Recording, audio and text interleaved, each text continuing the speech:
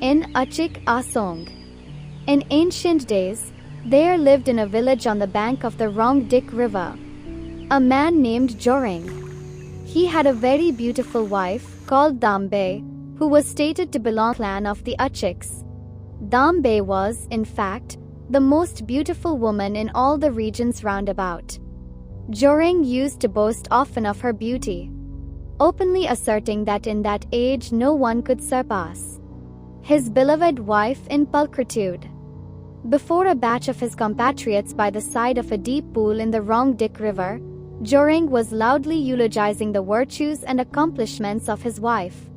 He blurted out blatantly that his wife, even after giving birth to her second child, still retained her charming youthfulness and matchless beauty. A young son of a mermaid, living in the inner recesses of the pool, heard the proud man's boastful words and determined to find out for himself how beautiful Dombe really was. Accordingly, he concealed himself in a shallow portion of the pool, waiting for Dombe to come to draw water. Sometime later Dombe came to the pool, and when the young water-wight saw her, he fell in love with her at once. So, when Dombe came down to the river to bathe later on, the young water-wight abducted her and took her quickly to his aquatic home in the pool. Now, in this respect, the Achiks firmly believe that whenever mermaids, mermen, or water-wights make away with human beings alive from dry land and take them to their watery dwellings, they have a special power by virtue of which they are able to keep their captives alive in the water, enabling them to breed and making them immune to wet and cold. So the beautiful wife of Joreng remained alive inside the pool, living with the water-wight just as if she were an inhabitant of dry land. Also, she still retained all her beauty and charm. Now, Dombe's first child, a young tender girl still in her teens, was a witness to her mother's abduction. The young girl carried her sister tied to her back by means of a piece of cloth. Although she saw her mother disappear into the pool, she did not fully grasp the real situation, but believed that her mother had gone down below for some reason of her own. So when the baby vociferously cried out in hunger, the young girl, standing on a rock by the side of the pool, shouted to her mother, "Mother, come back, baby is crying. Come, give her milk." Dombe heard her elder daughter's voice and speedily arose to the water's edge where her children were. The young water-wight followed her, holding her body lightly in his arms. When the beautiful woman expressed a strong desire to feed her child, the water-wight allowed the upper portion of her body to emerge above the water, while he held on to her legs below. In this way, Dombe was able to give suck to her baby. When the child's hunger was satiated, the mother told her elder daughter to return home and mind the baby well. At home, Joreng asked his daughter where her mother had gone. She answered that she had not yet returned home from bathing. At this, the father concluded that his beloved wife had been drowned in the pool. He did not believe his daughter when she told him the story of her mother being alive inside the pool and of her having come to the surface to give suck to her baby. The next day, the young girl went down to the pool with her small sister on her back and called to her mother to give suck to the baby as before. Joreng, meanwhile, having been overcome with an insatiable desire of ascertaining the truth of his daughter's tale, had secretly followed her to the pool, concealed himself behind a nearby rock, and watched the proceedings with great eagerness. His curiosity was rewarded. He watched his daughter approach the pool, heard her call her mother, and then observed something move under the water. In the twinkling of an eye, he saw his beautiful wife appear above the ripples and give suck to her child. With a heavy heart, Joreng watched her disappear beneath the waves once more. The following day, Joreng vigorously whetted and burnished his mill lamb, two-edged sword, to win back his wife. He sharpened it so assiduously that a fly which happened to alight upon the edge of the blade was immediately cut into two, and he burnished it so brightly that it looked like a streak of lightning.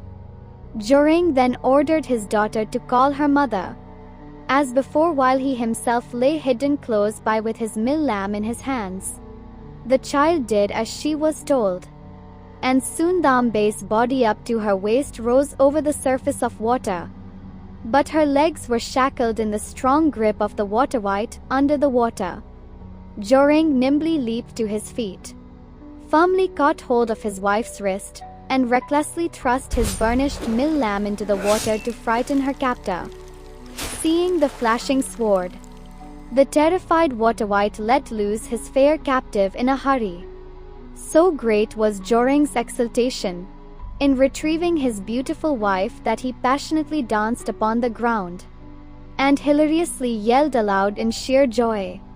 The water-wight heard his victorious cry and took it to heart. He vowed immediate revenge. In order to keep himself and his family out of harm's way, Joreng resolved to build a house on the top of a tree far from the fatal river. So, he constructed on a big peepal tree a large and beautiful borang treetop house, and dwelt there with his beloved wife and children. He never allowed his spouse to come down from the tree to draw water from any river or stream or rill. He himself always brought water for her and her children, enough to drink and bathe in, and hauled it up to the borang. There in his cozy little home, Joreng felt serenely secure, complacently congratulating himself on putting his family beyond the reach of the water-wight or any other mischievous aquatic creature. But the water-wight was determined to win Dombe back again. So he took his servants with him and searched for Dombe. Traces of his path, made by him and his aquatic servants in quest of Dombe, which are known as the path in quest of Dombe, are identifiable in the village lands of Achik and Giri in Garo Hills up to this day.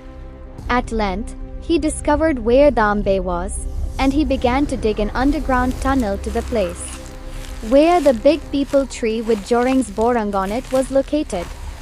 He employed giant aquatic serpents, known as gigantic eels, massive crabs, water lizards, alligators, and thousands of gigantic bhaval and shillog fishes, to help him in the task of excavating the tunnel, which was to reach from the pool to the borang.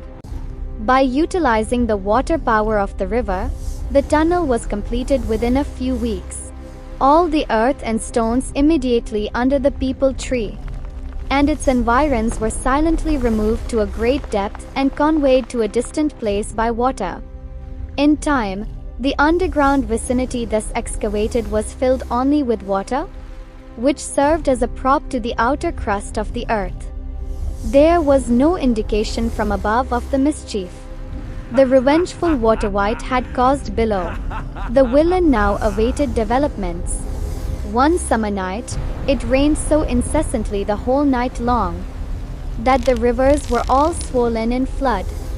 Amidst the swish of pelting rain and the howl of boisterous wind, a water-wraith warned Joreng that he and his family would be drowned unless they moved at once from the borang and went to the top of Dura Hill.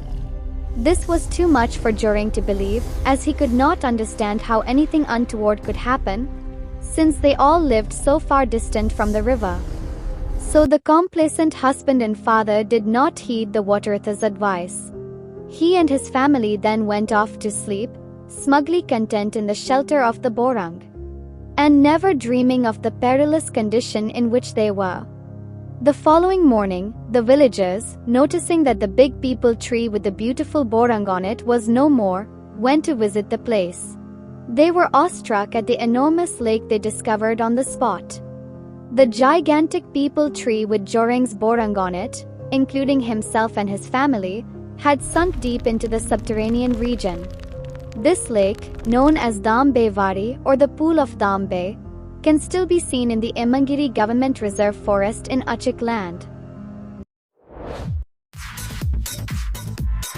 Thanks for watching. Please do like and subscribe to my channel.